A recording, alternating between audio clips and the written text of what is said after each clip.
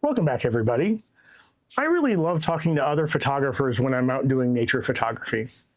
And something that I hear a lot, and I'm sure everybody else who's shared photos gets this, people will say, wow, you must have a really great camera. Those photos are fantastic.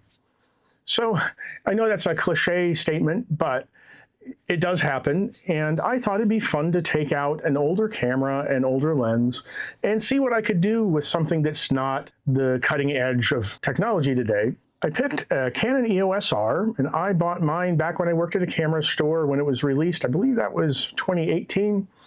I did get a good deal on it working at a camera store, but now you can buy them used for less than I bought mine for.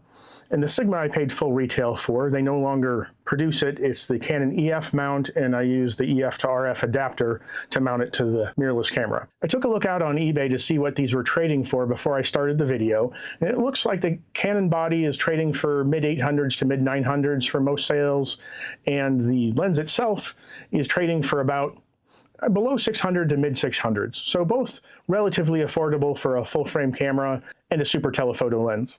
And while $1,500, give or take, may seem expensive for a full camera setup, it is pretty inexpensive compared to what you'd buy today to get this kind of capability. When the EOS R was released, it shared a lot of parts with the 5D Mark IV DSLR from Canon, including the 30 megapixel sensor.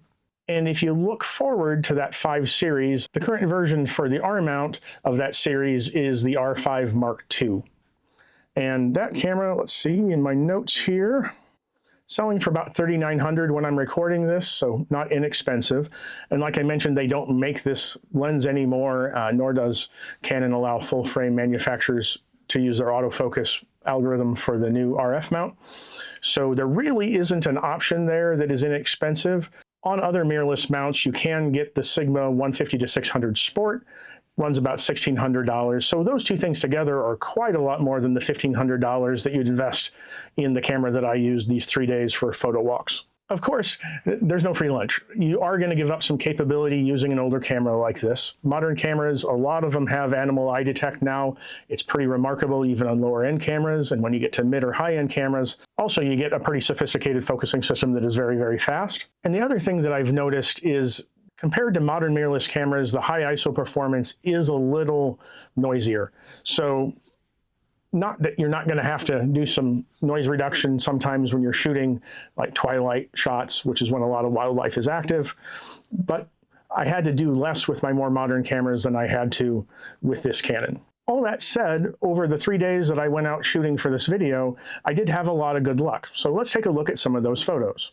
All of these are post-processed using Adobe Camera Raw and Adobe Photoshop. Several of these do have noise reduction applied in Camera Raw. There's just not a lot of light after the sun is set, and sometimes that's the best time to get shots. That little bit of twilight that you get right after the sun goes behind the horizon, that happens on all of my cameras. But certainly a lot of these have some noise reduction applied. The first photo we're going to look at actually came from the last day of shooting, and it does not have any noise reduction applied because it was during the middle of the day. I found that the autofocusing system of this camera did just fine with these eagles in the air. It was bright enough to be able to shoot at a really high shutter speed, so I froze them really well. And I'm really happy with the results. The next photo we're going to look at is of this white-tailed deer. It's a buck that I saw originally from across a small lake, so I had to crop pretty heavily.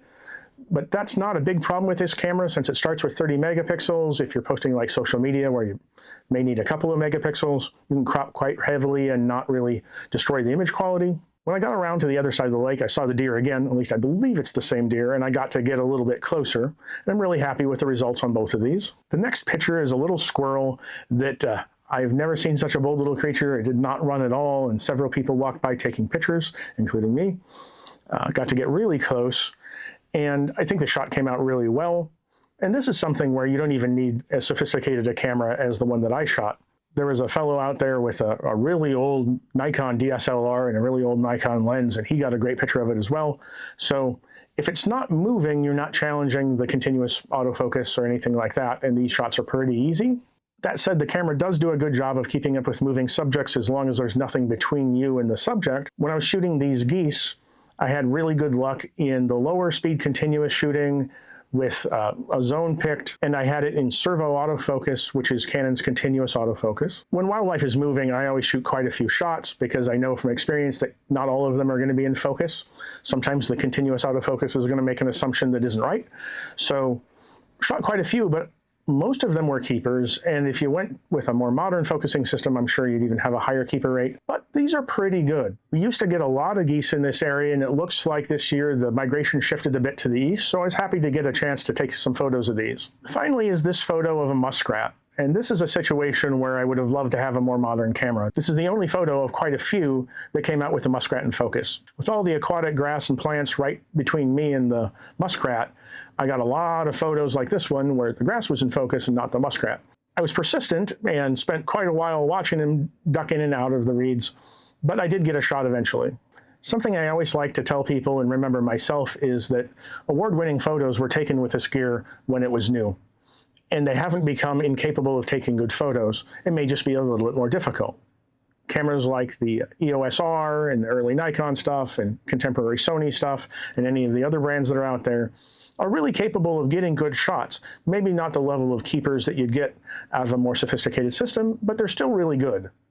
So if you want to get started in wildlife photography and you don't have a huge budget, it's okay to go a little bit older. You may just have to take a little bit more time to get things dialed in to get the results that you want. I hope you found this video interesting. I really had fun shooting it for you. If you've had luck with older gear or you have any questions, please leave a note in the comment section. As always, please like and subscribe.